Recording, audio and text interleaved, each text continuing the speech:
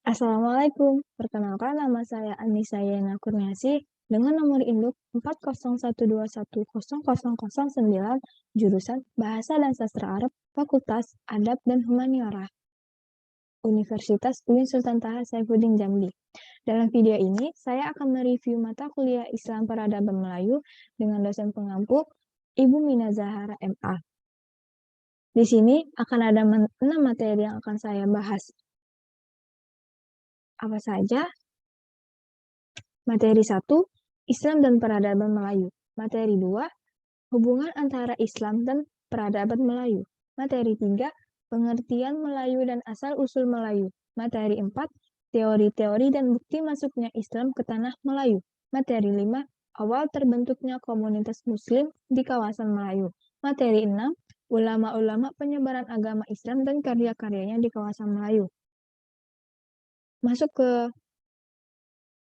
ke Islam dan peradaban Melayu. Nah, bagaimana sejarah awal penyebaran Islam di Arab? Pada abad 5, pemimpin kabilah Quraisy bernama Qusay berhasil merebut kekuasaan kota Makkah dari pemerintahan Harts bin Am. Pada pemerintahan Qusay, kepentingan kota lebih diutamakan daripada kepentingan suku sendiri. Setelah Qusay meninggal, kehidupan kota Makkah dalam kegelapan dan kehilangan pegangan hidup. Pada 12 Rabiul Awal 571 Masehi, kota Mekah diserang oleh pasukan tentara gajah yang dipimpin oleh Abraha. Di waktu yang sama, lahirlah seorang bayi laki-laki yang disambut oleh neneknya dan diberi nama Muhammad. Dakwah Rasulullah. Nabi Muhammad adalah nabi terakhir yang diutus Allah SWT ke dunia untuk meluruskan kembali ajaran yang benar. Saat usia beliau 40 tahun, Nabi Muhammad diangkat menjadi Rasul. Nabi Muhammad menyampaikan wahyu pada umatnya dan secara diam-diam melakukan dakwah pada orang-orang terdekatnya. Meskipun mendapat perlawanan keras dari masyarakat Arab, yaitu kaum Quraisy, Rasulullah tidak gentar dengan segala macam ancaman tersebut. Usaha dakwah dan penyebaran agama Islam selama 14 tahun di Mekah terancam. Kemudian Rasulullah hijrah ke Madinah dan di sana ia berdakwah selama 10 tahun. Islam mendapatkan kemenangan hampir di seluruh peperangan, kecuali dalam perang Uhud karena tidak patuhnya bawahan pada perintah Rasulullah. Mengetahui Khulafaur Rasyidin. Khulafaur Rasyidin adalah kekhalifahan pertama yang berdiri setelah wafatnya Nabi Muhammad SAW pada 632 Masehi. Kekhalifahan Rasyidin berjumlah 4. Yang pertama, Abu Bakar As-Siddiq. Yang kedua, Umar bin Khattab. Yang ketiga, Utsman bin Affan. Dan yang keempat, Ali bin Abi Thalib. Nah, bagaimana hubungan antara Islam dan peradaban Melayu? Peradaban sendiri mempunyai makna yaitu produk akal budi manusia melalui daya cipta, rasa, dan karsanya. Sedangkan Islam adalah agama yang berasal dari Allah SWT, agama yang sempurna dan yang mengatur segala aspek kehidupan manusia. Jadi hubungan antara Islam dan peradaban Melayu yaitu ajaran Islam yang mengajarkan konsep tauhid mengubah pandangan dunia Melayu yang tadinya mempercayai dewa-dewa dan mengagungkan raja sebagai jelmaan Tuhan yang melindungi masyarakat Melayu. Pengertian Melayu dan asal-usul Melayu. Asal-usul Melayu, menurut catatan dinasti Tang Cina atau Meloyue, nama sebuah kerajaan di Sumatera pada tahun 644 atau 645 Masehi yang ditulis dalam dialek Cina. Kerajaan Melayu pertama dipercaya wujud di hulu Sungai Jambi, yaitu Sungai Batanghari, berasaskan penemuan candi, patung, dan peralatan purba. Pada abad ke-18, orang Barat menamakan orang Melayu pribumi sebagai bangsa Melayu berasaskan warna kulit, profil tubuh, serta bahasa yang digunakan. Teori-teori dan bukti masuknya Islam ke tanah Melayu. Ada beberapa teori masuknya Islam ke tanah Melayu. Yang pertama, teori Mekah mengatakan Islam masuk ke tanah Melayu cukup awal setelah beberapa puluhan tahun setelah meninggalnya Nabi Muhammad SAW. Teori kedua, teori Gujarat menjelaskan bahwa Islam datang dari Gujarat yang disampaikan oleh Snok Hurbronje. Teori tiga, Teori Persia menjelaskan bahwa Islam dibawa dan disebarkan oleh orang dari Persia.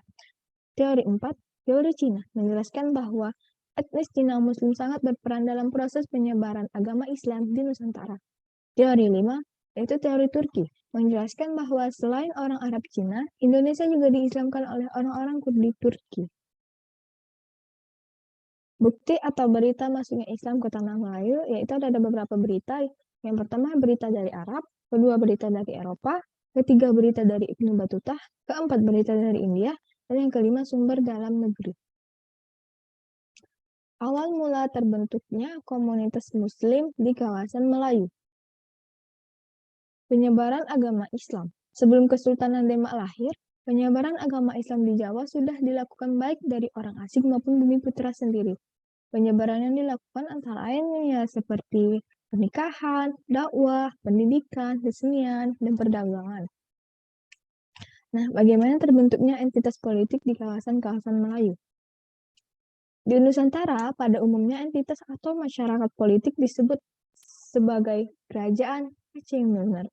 Entitas politik Islam ini merupakan lanjutan dari entitas politik pada masa pra-Islam, di mana raja memiliki kedudukan sangat penting.